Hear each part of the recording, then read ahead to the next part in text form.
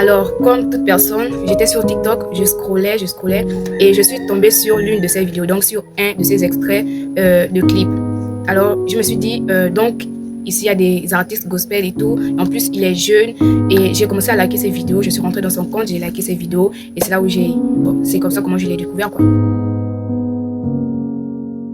On m'a posé une question. Si je pouvais décrire mon frère Thaïlis en 3 mots, ce serait lesquels? Moi, je dirais tout simplement qu'il est profond, qu'il est sincère et qu'il est édifiant. Vraiment, ses paroles, ses textes sont d'une profondeur incroyable. Je pense que Thaïlis mérite beaucoup, mais vraiment beaucoup plus de reconnaissance, non seulement au sein de notre pays, mais qu'il mérite d'avoir plus de visibilité. Pourquoi? Je m'explique, parce que c'est rare de voir les jeunes s'imposer.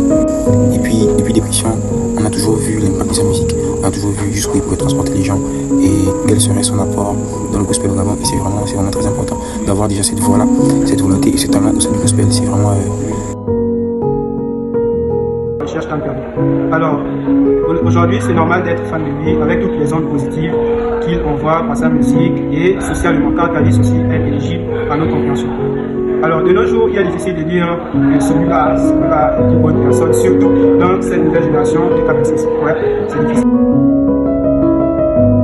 Gospel, chanter pour la gloire de Dieu et fais tout vraiment pour la gloire de Dieu. Fortifie-toi dans la parole et n'oublie pas que ta famille est là pour te soutenir, pour te donner de la force.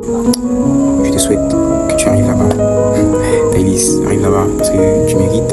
Vraiment, on croit en toi. Bonne chance, bonne continuation dans ce que tu vas entreprendre et tu auras toujours mon soutien. On ensemble.